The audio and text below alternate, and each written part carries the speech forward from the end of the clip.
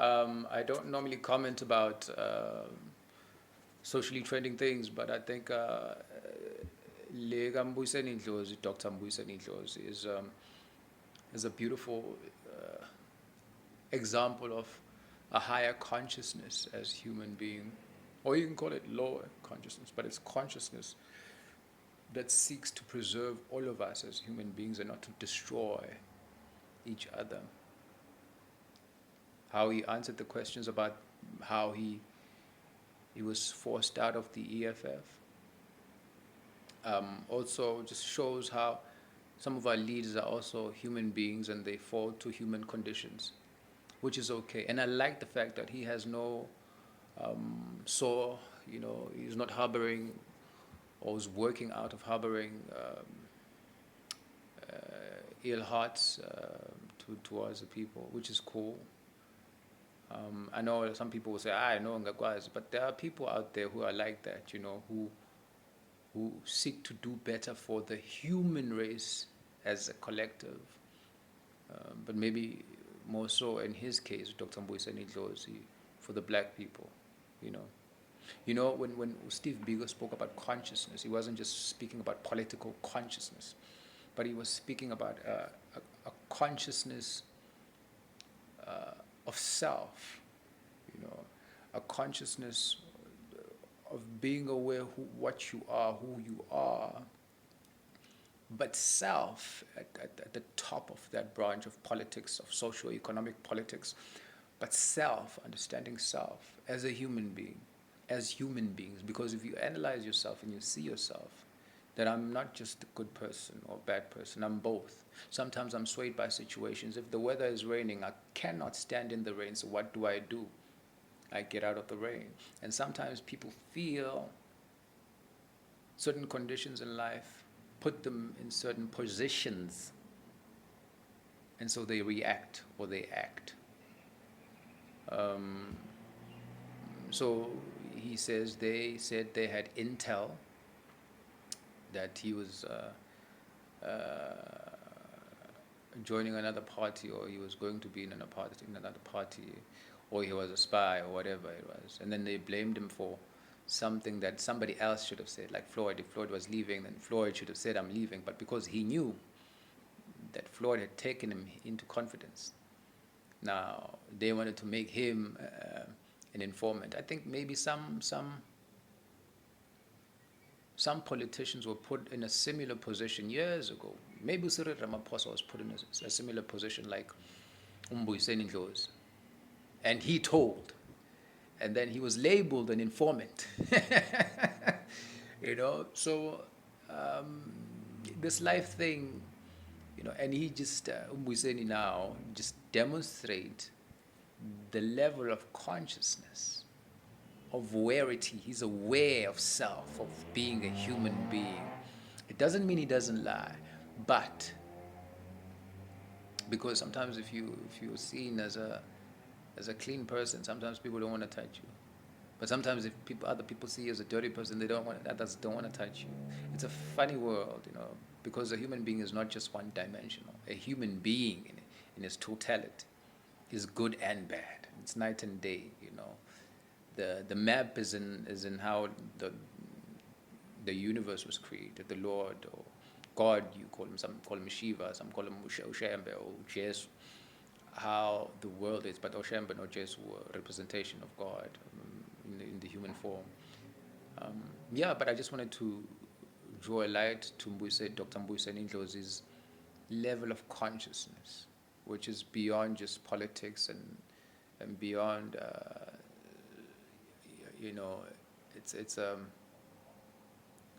he's self-conscious, he's aware, and self-conscious doesn't mean that you take care of your body, no. It just means he's woke to more than just his life being in a party for politics. If he wants to change the world, he can do it anywhere else. He doesn't need to be in a party to do it. I don't need to be on TV to be acting or to influence people. I can be anywhere and do that and influence people. I don't have to be your favorite.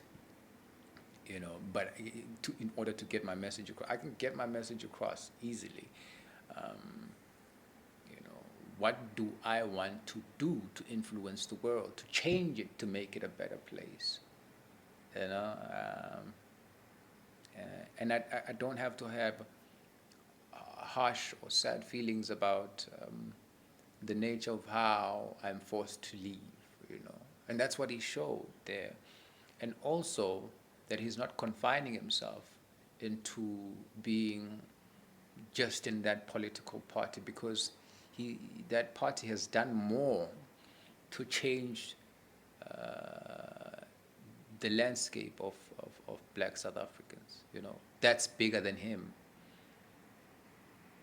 you know, bigger than Julius even himself. Yeah. And the question of being Humberto McG and Ice Boy. In Europe, there was a squire, a person called the squire. He was just below the knight, but just above a commoner. Now the squire prepared the knight's shield and armory. Shuthi ulungisa amahawu nemicibisholo nezinto zokugqoka emzimbeni for the knight. Now, if you were a commoner and you were laughing at this person, you would be, after some time of this happening, generations, you'd be seen as stupid, because the squire eventually becomes the knight. And here's where the smart thing comes in. The squire sees the knight, right, training, and brings him his weapons, which weapon to bring, how he takes it. He's there watching. He's sharpening it some more. Shield, and the body armor. And he feels how heavy it is and how the knight's, and he sees this. And then he goes to the commoners as well and hears the stories and sees. So he's got both his eyes on the queendom from the knight's point and the commoner's point. So this is the most powerful person, actually, in this whole chain.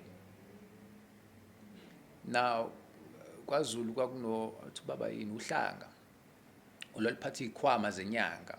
Uhlanga would carry the traditional healer's bags, right? And the traditional healer will call upon uhlanga to bring something, and lesi sikhwama in this bag is this, and this bag is this. And uhlanga knew the bags of inyanga, right? Ezikhwama zenyanga. But wangasiyona inyanga. But after years of working for inyanga, eventually uhlanga, the bag carrier, becomes inyanga. You know why? Because of everybody else, he's the only one who knows which bag went into where and where inyanga got his medicines from. So essentially, the one who's carrying the bags is the one who becomes inyanga. You understand? And I think a lot of people miss that. Uhlanga. So, I myself have been, let's speak about the last couple of years. Nami benguhlanga, even namanje, the assistant in terms of farming, But I learn every day watching Baba Jalumoba, saying Goleg, he's been doing it for a while, And I see, and I do, and I watch him. I'm not where he is. But I bet you in the next 10 years, 15 years, I might be. But, being an assistant is not a bad thing. Remember, when you're an assistant, you're the bridge between the boss and the people. You're the squire, uhlanga. So Ndlozi is probably, for me, in our generation, a true leader. True leader. Who the work is bigger than, the work of that party is bigger than him, Just like the work of generations, for instance, in my life, was bigger than me. I mean, it's not about the artist in the act, but what the act is bringing out to the people, to the public, to the giving a certain education and a bit, entertainment sometimes dabbles in, you know, we are a dream.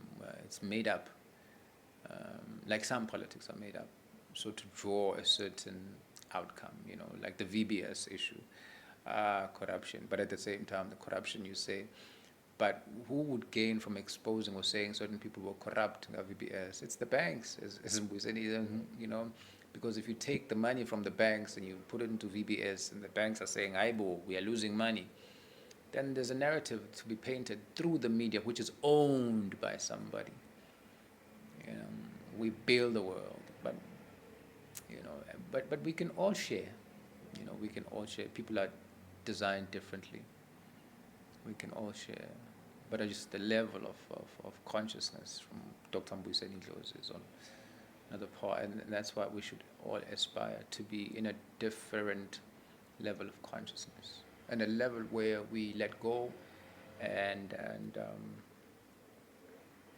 become accepting. And part of accepting is accepting that yes, I'm privileged, or I'm not privileged. Yes, I'm black, or no, I'm not. Or yes, I'm white. Yes, I've been a beneficiary of crime, or yes, I've been a beneficiary of extortion. But now, how do we move forward from that? And until that happens, there will always be discussions about, if it's not race, then it's class. If it's not class, then it's gender. If it's not gender, it's he thinks he's better, or she thinks he's better amongst women. It's a funny thing, man.